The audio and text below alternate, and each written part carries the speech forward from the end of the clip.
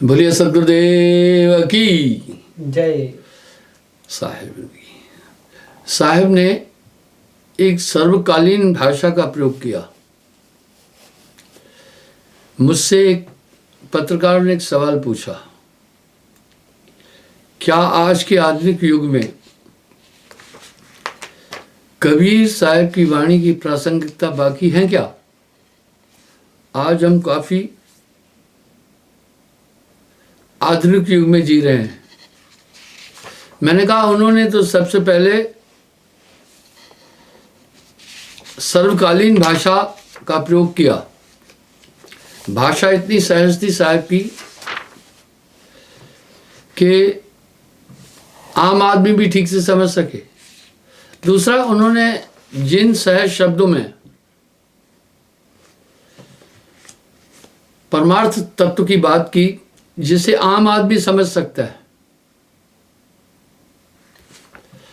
आइए हम देखते हैं। उन्होंने हर चीज का विस्तार से वर्णन किया। काम के अंग पर उन्होंने अनंत साखियां बोली। क्रोध के अंग पर वो अध्यात्म के महान वेता होने के बाद भी वो सामाजिक उत्थान के प्रतीक भी थे। उनकी वाणी अलौकिक और परालौकिक दोनों दिशाओं को तय करती है, पर समझने वाला हो। प्रेम अंग पर साहब ने बड़े शब्द कहे। प्रेम न बाड़ी उपजे, प्रेम न हाट बिकाए। ये प्रेम कहीं बाड़ी में नहीं उत्पन्न होता है, नहीं हाट में बिकता है। प्रेम प्याला जो पिए, शीश दक्षिणा दे, लोभी शीश न दे सके, नाम प्रेम का ले। ऐसी सर्वकालिक भाषा का प्रयोग किया जो पूरे देश में समझी जाए। मैं इसका एक उदाहरण देता हूं। फौज में एक भाषा चलती है, वो भाषा लिखित में भी है, रोमन हिंदी कहते हैं उसको। आप फौजी को देखना कभी भी, वो एक सम्यक भाषा का इस्तेमाल करता है। मैं अपनी बटालियन का वृत्तांत बताता हूं। उसमें उड़ीसा के बहुत जवान थे, बंगाली थे, आसामी, मिज़ो, नेपाली, महाराष्ट्रन, गुजराती, मद्रासी काफी थे तमिलनाडु के, डोगरे, हिमांचली, कुमोनी, गढ़वाली, बिहारी, जम्मू कश्मीर के डोगरे। तो फौजी अक्सर ऐसी भाषा बोलता है जो पूरे देश में चल सके, सब समझ सके। ऐसे ही साहब की वाणी है। उन्होंने सर्वकालिक भाषा का प्रयोग किया। गूढ़तम अध्यात्म रहस्यों को साहब ने सहज करके बोला, जिससे आम आदमी समझ सके। आइए उनके प्रेम अंग की बात पर थोड़ा चलते हैं। आखिर प्रेम प्रियाला जो पिए, शीश दक्षिणा दे, लोभी शीश न दे सके, नाम प्रेम का ले। वाह। प्रीत तो ऐसे कीजिए जैसे नाद कुरंग, कबीर बिसरे आपको हो ही जाए ते संग रंग। अब पहले हम ये देखते हैं, प्रेम भक्ति की जान है, प्रेम भक्ति का सार। अच्छा, बिना प्रेम पहुंचे नहीं कोई कोटन करे उपाय। अच्छा, प्रेम में ऐसी क्या चीज है? साहब ने प्रेम का चित्रण इतना सुंदर किया। क्या चीज है प्रेम? परमात्मा तक पहुंचने का सबसे उपयुक्त और सहज साधन ही प्रेम है। वजह, जब भी इंसान किसी चीज से प्रेम करता है वो उसी में समा जाता है। मैंने आपको चैतन्य महाप्रभु और आचार्य का वृत्तांत भी बताया था।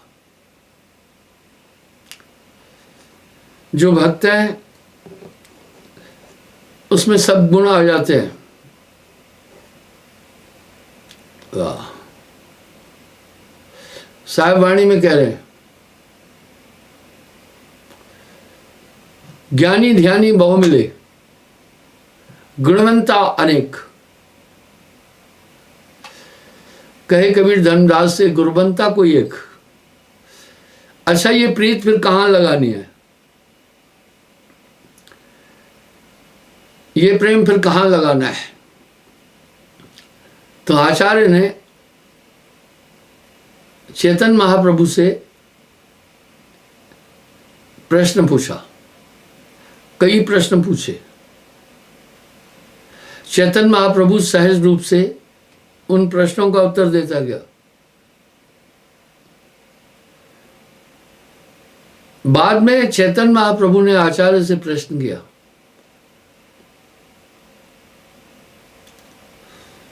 कि परमात्मा की प्राप्ति का सबसे उपयुक्त साधन ही प्रेम है, तो हम परमात्मा से प्रेम किस आधार, किस रिश्ते से, किस तरह से करें?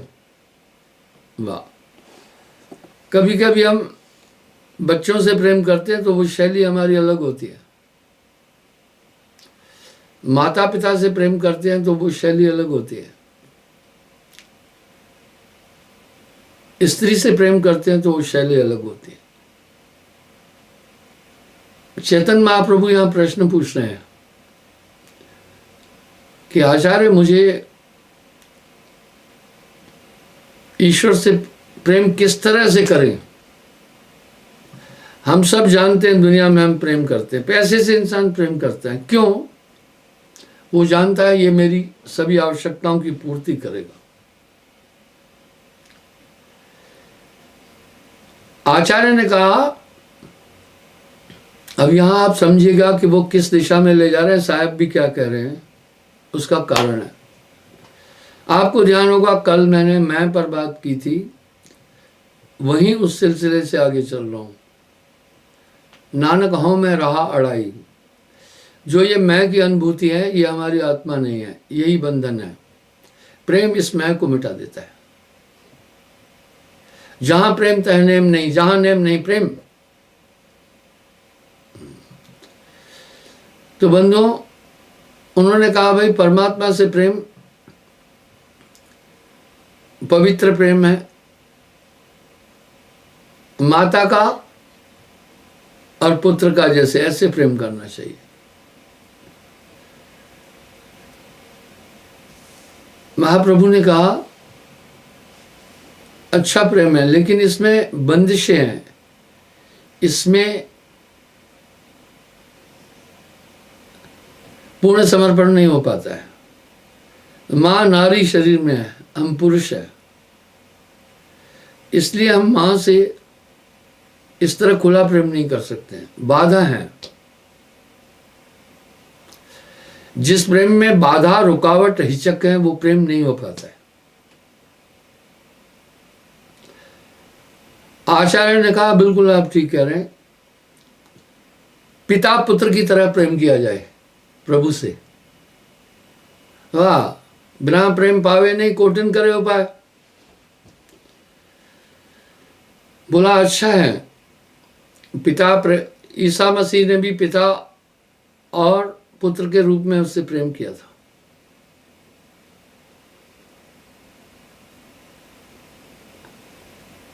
और मात के रूप में रामकृष्ण परमहंस ने भी प्रेम किया था प्रभु से। लेकिन पिता और पुत्र के प्रेम का जो सूत्र है, इसमें दोष है।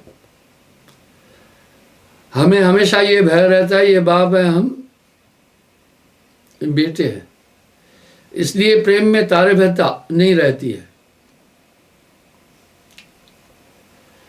वो प्रेम की पराकाष्ठा तक इस संबंध से हम नहीं पहुंच सकते।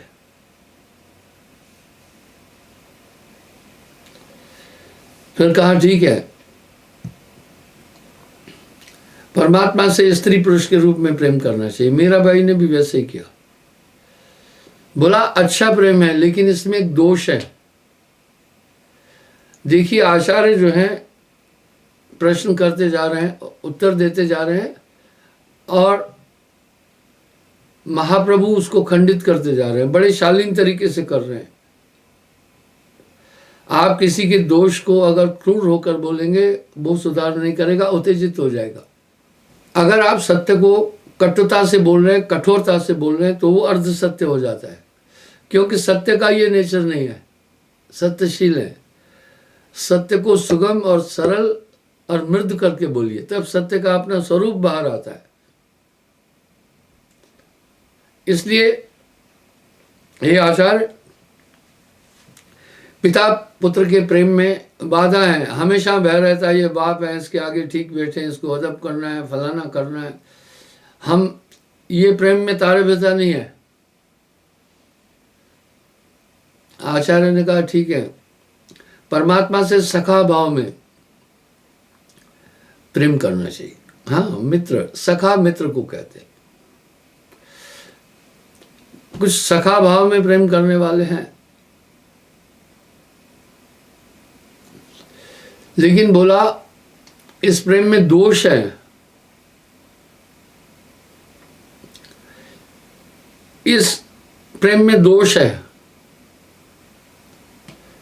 क्योंकि प्रभु के पास बहुत कुछ है, हमारे पास उतना कुछ नहीं है। तो स्वाभाविक हमारा हृदय कहेगा मित्रता समानता में होती है, हम उसके समान नहीं है, इसलिए हम मित्रता के रूप में परमात्मा से प्रेम नहीं कर पाएंगे। दोष है इसमें। फिर उसने कई और सूत्र बोले आचार्य ने, महाप्रभु उसको खंडित करते गए। फिर उसने कहा कि प्रभु से प्रेम स्त्री पुरुष में करना चाहिए के रूप में, ठीक है, क्योंकि नारी से आदमी काफी ज्यादा गहन प्रेम कर लेता है, लेकिन नारी को हमेशा भय रहता है मैं नारी हूं, ये पुरुष है। कई सूत्र जब आचार्य ने बताए, चैतन्य महाप्रभु उसको खंडित करते गए। आखिर में चैतन्य महाप्रभु ने कहा, आचार्य ने कहा अब आप ही बताओ, मेरे पास तो जो सूत्र थे मैंने बोल दिए, अब आप बताइए कि परमात्मा से कैसे प्रेम किया जाए। बोला हे आचार्य, अपने को मिटाकर, अपने को भुलाकर तब प्रेम करना है। वाह, यही बात तो साहब बोल रहे हैं बड़े सुंदर तरीके से। अगर आप मैं हूं को लेकर के प्रेम कर रहे हैं, आप जीव और परमात्मा के रूप में भी ईश्वर से प्रेम नहीं कर सकते, वो बाधक प्रेम है। मिटा दे अपनी हस्ती को, अपने को भुलाकर उसका रूप हो जाता है इंसान। लाली मेरे लाल की जित देखूं तित लाल, लाली देखन मैं चला तो मैं भी हो गया लाल। गुरु समाना शिष्य में, शिष्य लिया करने है, बिलगाए बिलगे नहीं, एक रूप तो थे। अब देखिए यहां साहब बड़ी साफ दिशा दे रहे हैं, जब मैं था तो गुरु नहीं, अब गुरु है मैं ना है। प्रेम गली अति संकरी, तामे दुई न समाए। सवाल ये उठा कि गुरु से ये प्रेम करना आसान नहीं है, मन बीच में बहुत बड़ा बाधक है। गुरु से प्रीत कठिन रे भाई, बिना प्रीत नहीं काज से सिधाई।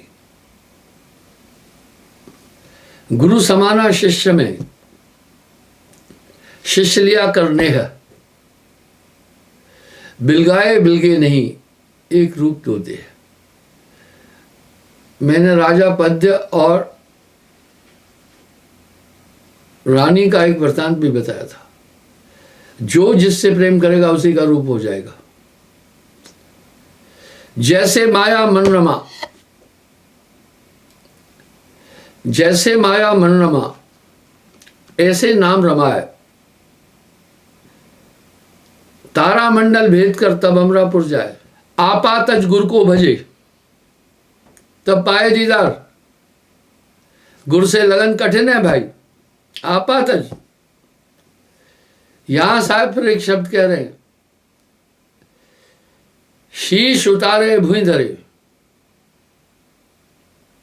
तापर राखे पांव। कहे कबीर धर्मदास से ऐसा हो तो आओ।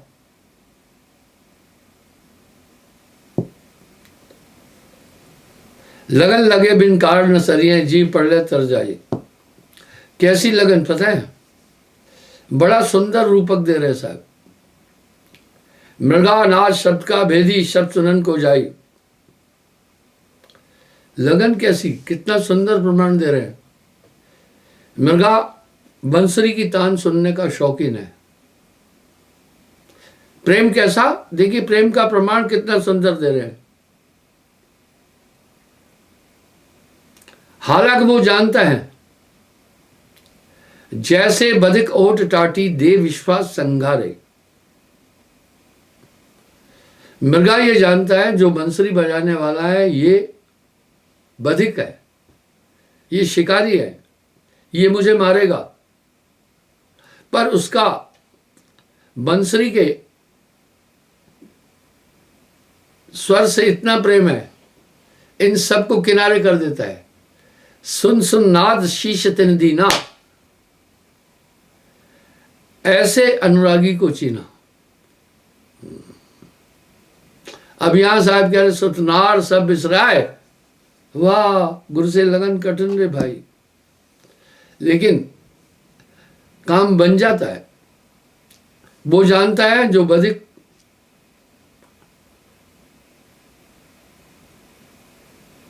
जब लग नाता देह का तब लग भक्त न होए। वाह, इसका मतलब है जब तक नाता देह बड़ा कठिन है।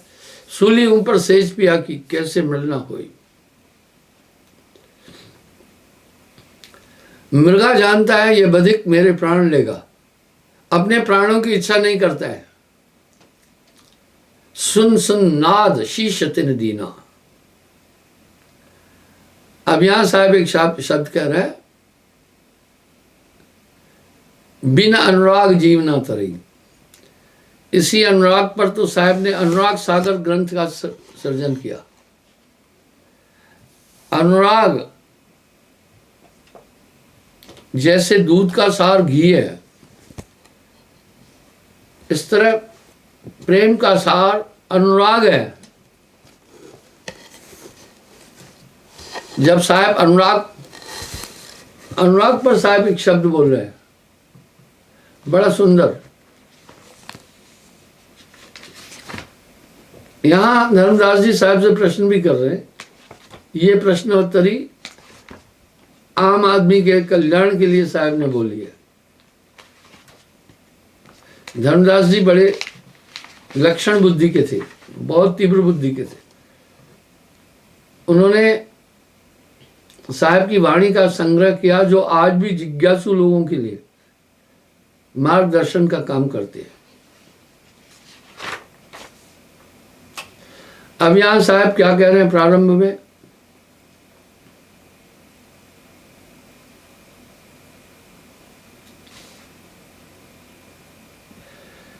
प्रथम मंदो सदगुरु चरण जिन अगम गम पे लखाया। अगम नहीं दिखने वाला, गम में रास्ता दिखाया। गुरु ज्ञान दीप प्रकाश कर उर पट खोल दर्श दिखाया। अब यहां कह रहे हैं गुरु ने उर हृदय का द्वार खोल दिया और उसे प्रकाशित कर दिया। वाह, यानी गुरु हृदय प्रकाशित करता है। गुरु बिन हृदय शुद्ध ना होई, कोटन भांत करे जो कोई। जिस चीज से आप प्रेम करते हैं वैसा ही हो जाते हैं। काम ही का गुरु काम, 24 घंटे वहीं ध्यान रहे। लोभी का गुरु धाम, 24 घंटे पैसे। मुझे एक छोटी सी आख्या याद आ गई। एक सेठ था, बड़ा लालची टाइप था। लालची पाप करेगा ही करेगा। लोभ का पुत्र ही पाप है। लोभ की स्त्री, लोभ भी देव है, जैसे काम देव है, क्रोध देव है, लोभ भी देव है, मोह भी देव है, इंसान में वासा करते हैं। कामी का गुरु कामनी, कामी का गुरु कामनी स्त्री है, 24 घंटे ध्यान उसमें रहता है। लोभी का गुरु दाम, लोभी का गुरु दाम है। कबीर का गुरु संत है, संतों का गुरु नाम। तो साहब कह रहे हैं, जय कारण सिद्ध्या पचे, बड़े बड़े सिद्ध जिस ईश्वरीय सत्ता को प्राप्त करने के लिए तपते हैं, सो गुरु कृपा ते पाइया, अकह मूरत अमीय सूरत ताहे जाए समाइया।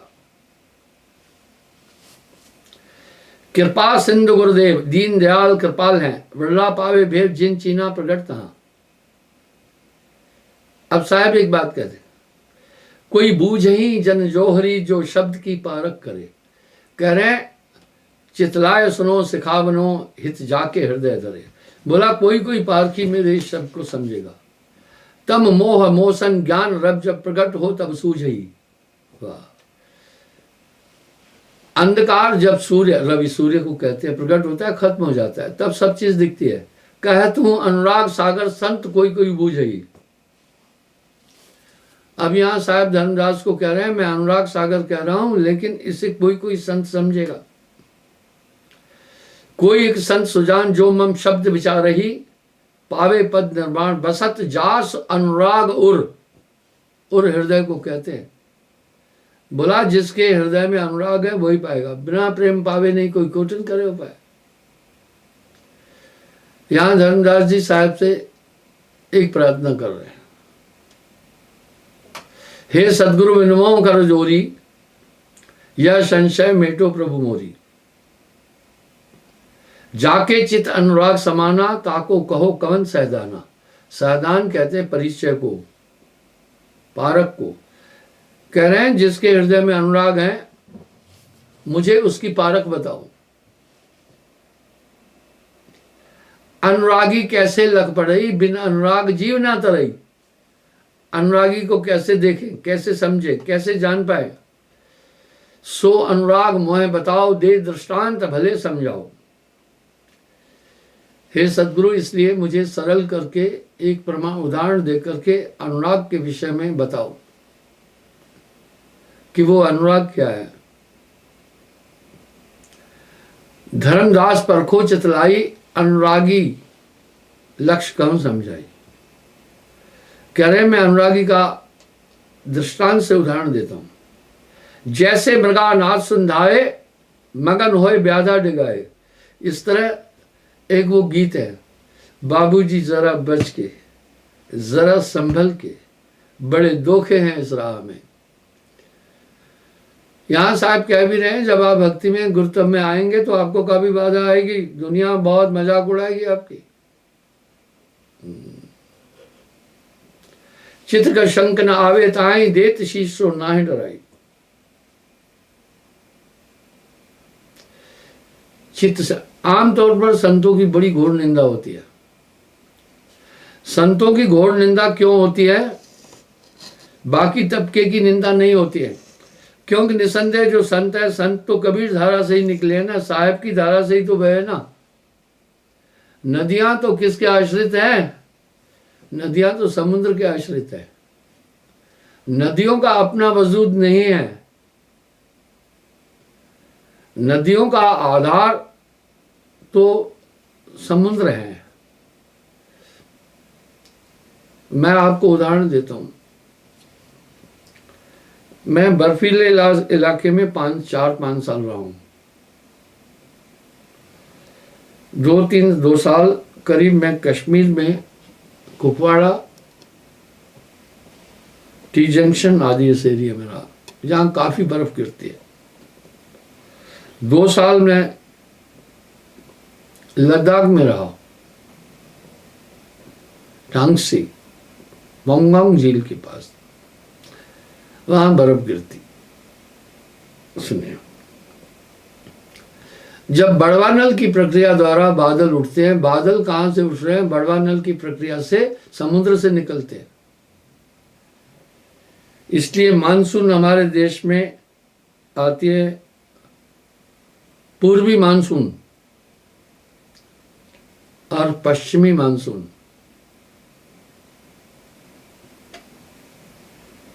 ये दो मानसून आती है।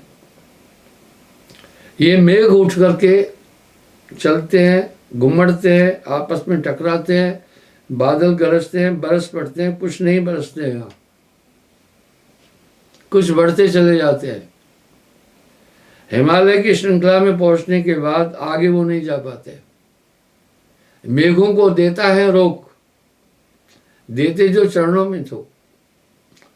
उच्च हिमालय पर्वतराज खड़ा पहनकर हिम का ताज, ऊंचा मस्तिष्क रक्त दिन रात, आसमान से करता बात। बचपन में पढ़े थे कहीं, मिडिल स्कूल में या प्राइमरी स्कूल में। तो हिमालय तो हमारे लिए लाइफ लाइन है भारत की, अध्यात्म दृष्टि से, भौतिक दृष्टि से, कृषि के दृष्टिकोण से हिमालय बहुत बड़ा लाइफ लाइन है भारत की। तो कुछ बादल जो वहां उलझ जाते हैं वो बरसते हैं वहां, लेकिन बर्फ के रूप में आते हैं। ओलों में और बर्फ में अंतर है, लेकिन जो बर्फ गिरती है रुई की तरह गिरती है। बर्फ गिरेगी, आपको कोई चोट नहीं लगेगी। वो भी पानी है, वो पानी जम जाता है, वो पानी जम जाता है। ये बर्फ, मैं आपको एक उदाहरण देता हूं। जहां रांजड़ी में मैं बैठा हूं, यहां से माता वैष्णो देवी की जो त्रिजटा हिल्स है, ये एयर डिस्टेंस से ज्यादा 20 किलोमीटर है।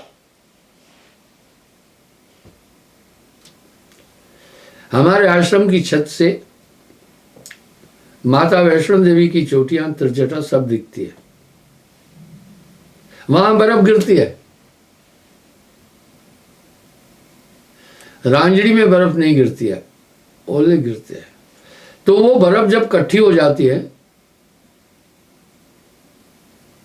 आप कभी भी देखना, माघ महीने में और पूस में गंगा जी तो बहुत छोटी सी बहती है, लेकिन आप गर्मी में देखना कल कल करती बहती है, क्योंकि वो बर्फ पिघलने लगती है। इसका मतलब है नदियों का अपना अस्तित्व तो कुछ भी नहीं है, वो तो सरिता समुद्र पर है। इसलिए दादू दयाल जी ने साहिब के लिए एक बड़ा सुंदर शब्द कहा, केते संता कूप है, केते सरिता नीर। यानी काफी जो संत है कुएं की तरह। कुआं भी 4-5 गांव को जल दे देता है, कुआं भी जल देता है। केते सरिता नीर, यानी बहुत सारे सरिता की तरह है, जैसे गंगा है, जमुना है, वाह। इस तरह हमारे देश की सब नदियों का आधार ही समुद्र है। पर हमारे देश की 2 नदियां बड़ी अनूठी है। एक नर्मदा, ये अमरकंटक से निकलती है। मैं पचमढ़ी में भी रहा हूं। पचमढ़ी में पानी जम जाता है, अमरकंटक से निकलती है नर्मदा, वो बर्फ से नहीं आती है। कोतुक है और 12 महीने बहती है नर्मदा जी, 12 महीने।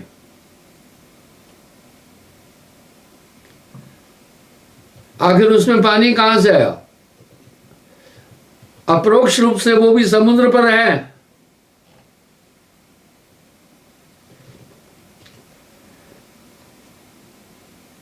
क्योंकि समुद्र का पानी जो पहाड़ों में गिरता है, पानी रुकता नहीं है, जगह ढूंढता है बाहर निकलने की।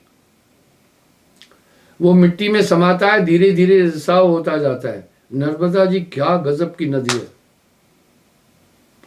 ऐसे ही गोदावरी भी है, लेकिन सबका आधार परोक्ष अपरोक्ष रूप से समुद्र ही है। तो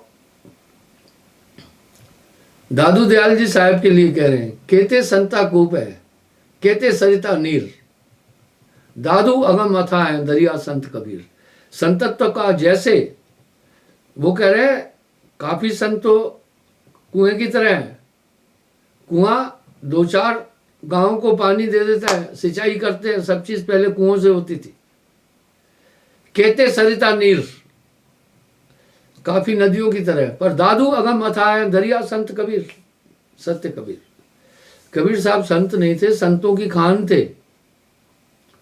संतत्व की धारा जो है वो साहब से चली है। इसलिए जन्म अंग की साखियों में भी नानक देव जी ने फरमाया है, अव्वल संत कबीर है, दूजे रामानंद। अच्छा, दूजे बोल रहे हैं, ताते भक्ति प्रकट भई 7 दीप 9 खंड। पहले जप था, तप था, अब कह रहे अव्वल संत कबीर हैं, दूजे रामानंद, तासे भक्ति प्रकट भई 7 दीप 9 खंड। वहीं से धारा चली। इसलिए सभी संतों का विरोध यूं हुआ क्योंकि सभी संतों ने परोक्ष अपरोक्ष रूप से आइडियोलॉजी कबीर ही ली। उस आइडियोलॉजी में वे सर्वगुण निर्गुण को ज्यादा महत्व नहीं दिया। इसलिए उनके व्यवसाय में, उनकी बिजनेस में, जीवन यापन के जरिए में रुकावट आई। घोर विरोध हुआ है। विरोध संतों का हुआ है, बाकी का नहीं हुआ। वो होना ही होना है। आगे साहब कह रहे, धर्मदास परखो चितलाई, अनुरागी लक्षण कहूं समझाई। जैसे मृगानाथ सुंधावे मगन होए, ब्यादा डिगाए, चित शंका कछ न आवे ताई, देत शीश सो नाय डराई। सुन सुन नाथ शीश नीना, ऐसा अनुरागी को चीना। जगत भगत में बह रहे चारों युग परमान। कुछ लोग मेरे पास आते हैं, ये समस्या आएगी। एक बेचारी माँ आई जलंधर साइड से, मुझे कहने लगी, गुरुजी बहू ने घर से निकाल दिया। वाह, बहू ने घर से निकाल दिया। कल बहू आई, बोला कहा तू यहां क्यों रही है, चल जा अपने मायके में जा। वाह भैया वाह, क्या बात है। मैं बोला बेटा जनाना है क्या? बेटा नहीं समझा रहा है उसको। बोला वो उससे डरता है। अब वो बेचारी मुझे कह रही थी, गुरुजी मैं कहाँ जाऊं। वाह क्या बात है। मेरे ख्याल से ऐसे बेटे को डूब कर मरना चाहिए। अरे भाई, आपकी पत्नी से आपका रिश्ता आज का है, माँ का तो आदि का रिश्ता है, जब से जन्म लिया, पाला पोसा बड़ा किया।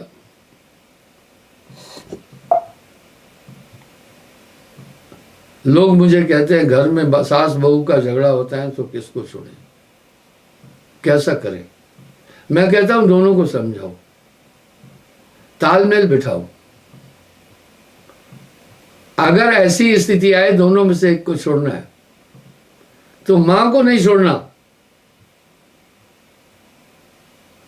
वजह, मां कहां जाएगी, वो तो वृद्ध हो गई। ये आप देख रहे हैं नर्मदा जी है, जहां से चलती है बहुत छोटी छोटी सी है, आगे चलकर ये विशाल हो जाती है, जाकर खंभात की खाड़ी में गिरती है, गुजरात में जाकर। तो मैं कह रहा हूं अगर दोनों में से छोड़ना हो किसी को तो मां को मत छोड़ना। आप मां के ऋणी है, पर पहले तालमेल बिठाना। अगर किसी तरह भी दोनों में से एक को छोड़ना पड़े तो मां को मत छोड़ना। कहां जाएगी वो बेचारी, बड़ी दुखी थी। बड़ी दुखी थी। इस तरह ये संसार धोखा है, यह संसार झाड़ और झंखड़ उलझ पुलझ मर जाना है। तो आगे साहब क्या कह रहे हैं, सुन सुन नाद शीश तेरी दीना, ऐसे अनुरागी को चीना। ऐसा अनुराग हो, प्रबल प्रेम के बस में प्रभु को नेम बदलते देखा है, अपना मान भले टल जाए, भक्त का मान न टलते देखा। दूसरा उदाहरण दे रहे, और पतंग को जैसे भाऊ, ऐसे अनुरागी उड़ाऊ। क्या बात है, पतंगे का प्रेम कैसा है, अपने शरीर की चिंता नहीं कर रहा है, वो रोशनी का आशिक है, वो रोशनी का आशिक है। वो दीपक के पास पहुंचता है, उसे ताव लगता है, गिर जाता है, जख्मी हो जाता है, लेकिन सहज अपने को सहज करता हुआ फिर उड़ान उधर ही भर रहा है। यहां साहब भी ये कह रहे हैं, कबरा खड़ा बाजार में लिए लो आटा हाथ, जो घर फूके आप न चले हमारे साथ। शीश उतारे भुई धरे, तापे राखे पांव, कहे कबीर धर्मदास से ऐसा हो तो आओ। तो गुरु शब्द को कभी न काटे। आगे साहब कह रहे हैं, ये अनुरागी की वाणी, तुम तत्र ले देख कहूं बिलशानी, ऐसे जो नामे लौ लावे, कुल परिवार समय बिसराए, नारी सुध का मोह न आने, जीवन जन्म स्वप्न कर जाने। आखिर बंधन क्या है, यही तो, धनधारा संपत सकल, जन अपनी करमान, इनमें कस्सा सो नहीं, नानक बिन भगवान। तो इस तरह से वो सबसे तोड़े एक से जोड़ी, फिर उसका बस एक ही तरफ जब पूरा ध्यान है तो वहीं समा जाएगा। जाकी सूरत लाग रहे जयमा, कहे कबीर पहुंचाऊं तहमा। तो इस तरह से भैया समय का अभाव है, कल पुनः मैं ये प्रसंग यहाँ से आगे चलाऊंगा। साहेब बंदगी।